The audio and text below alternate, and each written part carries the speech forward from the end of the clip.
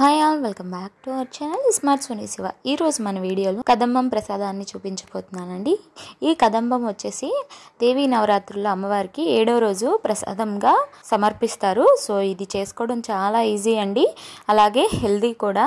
So ఈ healthy అయినా కమ్మనైనా కదంబం ప్రసాదాన్ని ఎలా చేసుకోవాలో చూసేద్దాం. వీడియోని స్కిప్ చేయకుండా లాస్ట్ వరకు చూసేయండి. ముందుగా చింతపండుని నానబెట్టుకోవాలండి. సో మీరు తినే పులుపుని బట్టి నానబెట్టుకోండి. నేనైతే చిన్న నిమ్మకాయ సైజ్ అంత చింతపండుని బౌల్లో వేసుకొని వేడి నీళ్ళు పోసుకొని నానబెట్టుకుంటున్నాను. వేడి నీళ్ళు పోస్తే త్వరగా నానిపోతుంది. ఇప్పుడు ఒక కుక్కర్ గిన్నె తీసుకొని అందులోకి వెజిటేబుల్స్ని యాడ్ చేసుకోవాలి. సో ఇప్పుడు నేను తీసుకున్న వెజిటేబుల్స్ వచ్చేసి గ్రీన్ పీస్, అలాగే గుమ్మడికాయ పావు ముక్క, ఒక బంగాళదుంప, ఒక ములక్కాయ, అలాగే సగం క్యాప్సికమ్, ఒక క్యారెట్ వేసుకుంటున్నాను. మీరు ఇవే కాదండి, మీ దగ్గర ఉన్నవి వేసుకోవచ్చు. సో ఇప్పుడు ఇందులోకి ఒక గ్లాస్ వరకు వాటర్ వేసేసుకోవాలి. వాటర్ వేసుకున్న తర్వాత ఇందులోకి ఒక 1/2 టీ స్పూన్ ఉప్పు వేసుకోండి. వేసుకున్న తర్వాత మూత పెట్టేసుకొని మీడియం ఫ్లేమ్లో ఒక విజిల్ రానివ్వండి. విజిల్ వచ్చేసిన తర్వాత ప్రెజర్ అంతా పోయిన తర్వాత ఈ ఉడికిపోయిన వెజిటేబుల్స్ని ఒక గిన్నెలో వేసుకొని పెట్టుకోండి.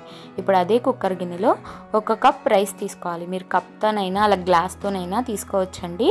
సో ఇప్పుడు అదే కప్పుతో 1/2 కప్పు దాకా కందిపప్పుని వేసుకోవాలి. వేసుకున్న తర్వాత 2-3 సార్లు వాష్ చేసుకొని ఇందులోకి 5 నుంచి 6 కప్పుల దాకా వాటర్ వేసుకోవాలి. ఇప్పుడు 1/2 టీ స్పూన్ ఉప్పు, అలాగే పావు టీ స్పూన్ పసుపు వేసుకొని మూత పెట్టేసి మీడియం ఫ్లేమ్లో 3 విజిల్స్ రానివ్వాలి. 3 విజిల్స్ వచ్చిన తర్వాత ప్రెజర్ అంతా పోయిన తర్వాత ఒకసారి కలిపేసుకొని పక్కన పెట్టేసుకోండి.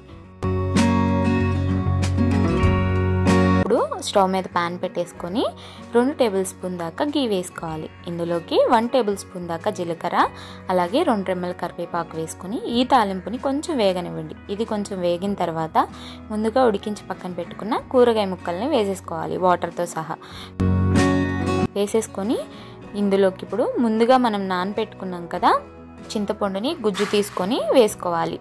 సో నేను ఇక్కడ చింతపండు గుజ్జు తీయడానికి 1 కప్పు వరకు వాటర్ని యూజ్ చేశాను.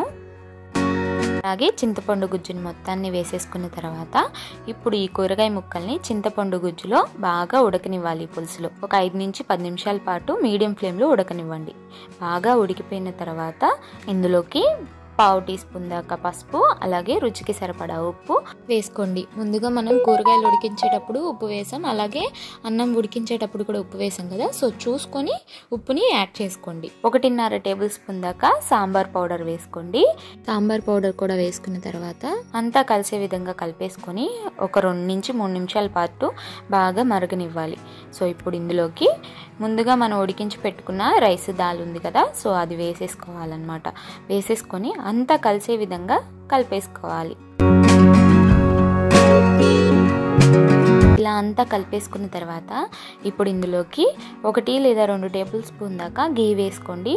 గీ వేసుకున్న తర్వాత సన్నగా చాప్ చేసుకున్న కొత్తిమీరని కూడా వేసేసుకొని అంతా ఒకసారి కలిపేసుకొని ఒక 1/2 నిమిషం పాటు లో ఫ్లేమ్లో ఉడకనివ్వండి. గీ ఫ్లేవర్ అనేది రైస్కి పడుతుంది, బాగుంటుంది.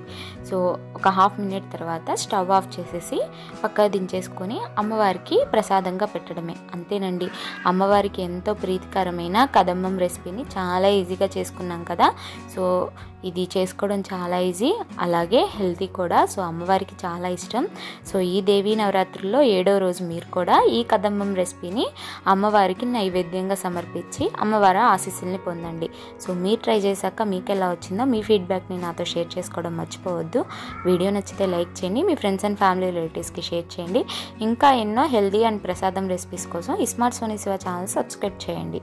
మరో మంచి ప్రసాదం రెసిపీతో మళ్ళీ మీ ముందుకు వచ్చేస్తాను. ఇంతే ఈ వీడియో. నెక్స్ట్ వీడియోలో కలుద్దాం. Bye all.